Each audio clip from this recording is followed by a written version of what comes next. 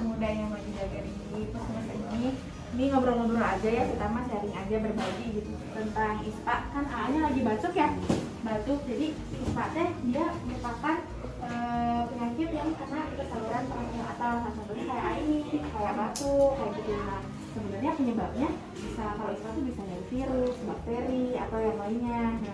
Nah gejalanya apa? Kayak A ini yang biasanya apa sekarang? Kalau sekarang kan batuk bilang pas batuk ada satu kemudian terus Tenggorokan. ya kebetulan kan makan lada kayak gitu. Oh. Jadi keluar ambil pas batuk jadi sakit. Oh, jadi sakit.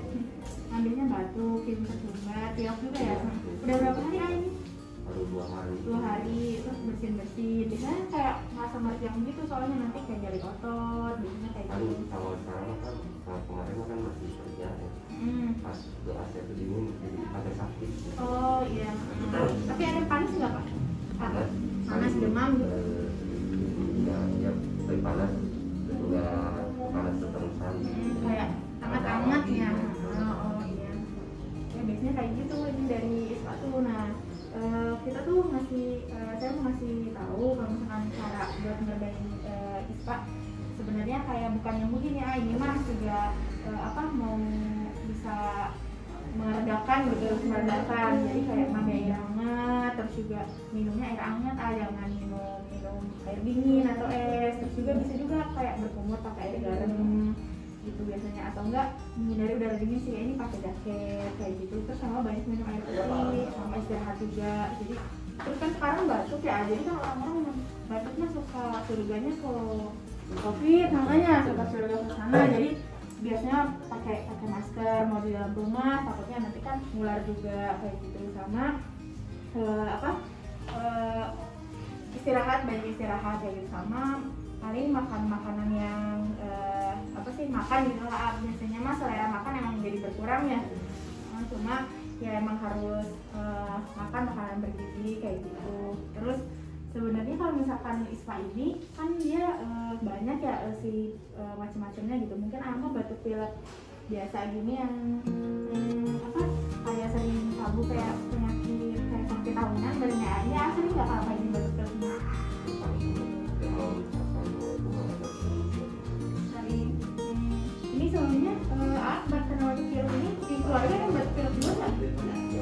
Nggak ada, berarti nggak tahu ya ketularan dari siapa. Mungkin karena kurang istirahat ya, itu juga bisa jadi ini. Karena kan emang kalau batuk pilek kan ini tadi penjelasannya bisa virus. Nah kalau virus itu sebenarnya bisa sembuh sendiri asal imun kitanya kuat, bagus gitu, asal bagus. Cuma kayak gitu nanti dikurangi lagi jangan makan pedas. Mungkin itu ya kalau lagi batuk makan pedas itu suka tenggorokan kan nggak enak juga. Terus sama jangan makan yang asam-asam gitu kayak ini, jadi banyak minum air putih. Mungkin kayak gitu kalau misalnya untuk yang batuk kayak gitu. Sama kalau sekarang lagi COVID, jadi kita juga waspada juga terhadap sana. Jadi ada cuci tangan, terus pakai masker kayak gitu.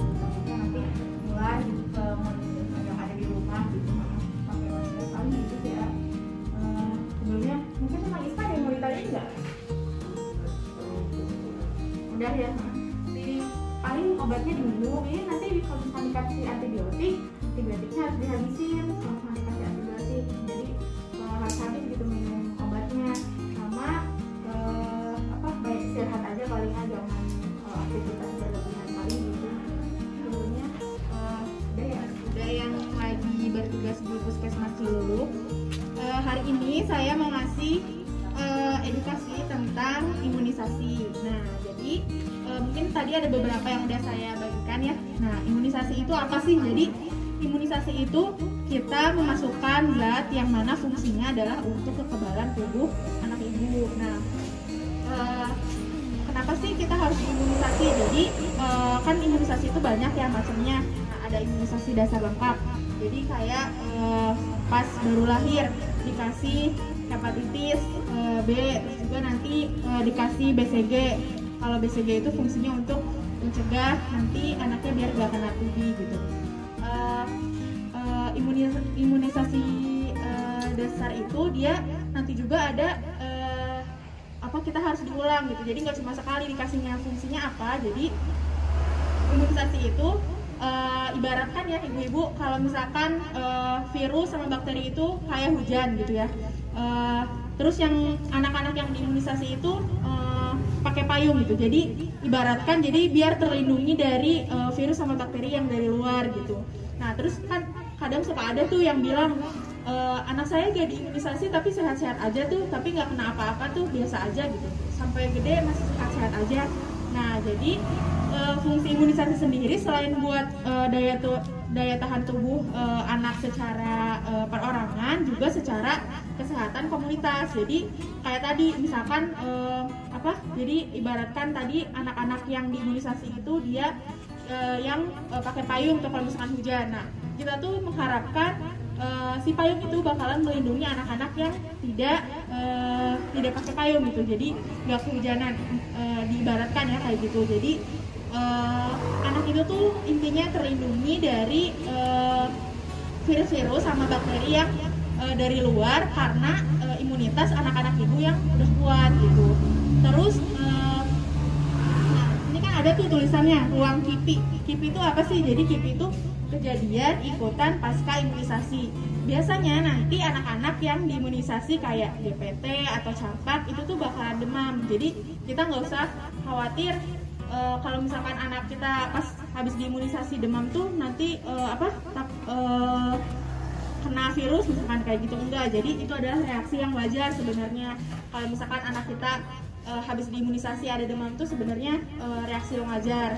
Terus gimana kalau misalkan anak yang nggak demam? Itu juga sama, jadi nggak apa-apa juga kalau misalkan ternyata dia nggak demam juga, nggak apa-apa gitu. Jadi sebenarnya nggak perlu khawatir gitu ya kalau misalkan habis diimunisasi anaknya demam. Nah yang harus dikhawatirin gimana? Jadi kalau misalkan habis imunisasi, misalkan anaknya tuh setelah 15 menit misalkan jadi ada kejang, biasanya itu yang harus dikhawatirin gitu. Kalau misalkan cuma demam itu biasanya itu reaksi yang masih reaksi tahap wajar gitu. Nah dari selebaran yang saya bagiin itu dia ada update terbaru sebenarnya. Jadi di bulan Desember itu dia ada update dari Ikatan Dokter Anak Indonesia.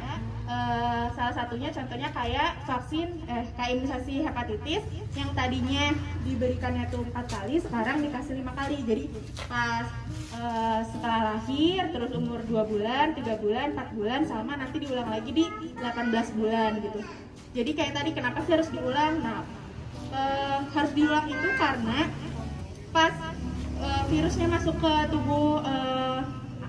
tubuh kita, jadi tubuh kita itu bakalan merespon, bakalan mengenali pertama. Yang kedua bakalan responnya tadi bisa demam kayak gitu ya. Ada juga sih yang nggak demam gitu. Terus selanjutnya bakalan diingat. Nah diingatnya tuh dalam jangka waktu tertentu gitu. Jadi nggak seumur hidup diingat, makanya perlu diulang gitu imunisasinya.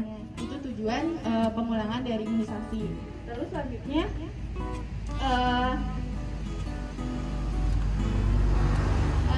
mungkin untuk imunisasi sendiri, jadi yang kan nanti tuh ada imunisasi tambahan. Itu tuh tergantung dari ibunya mau ditambah, misalkan kayak imunisasi dikasih influenza tuh boleh aja, boleh juga enggak gitu. Tapi yang imunisasi dasar lengkap itu kalau bisa itu harus dilengkapi, jadi harus sampai beres gitu, dilengkapi. Untuk pengulangannya juga itu harus beres. Terus mungkin diperhatikan juga untuk pengulangannya, kalau bisa itu jangan sampai telat gitu, karena mungkin nanti jadwal kejarnya kan ada ya, jadwal kejarnya itu beda lagi gitu sama yang jadwal dasar gitu.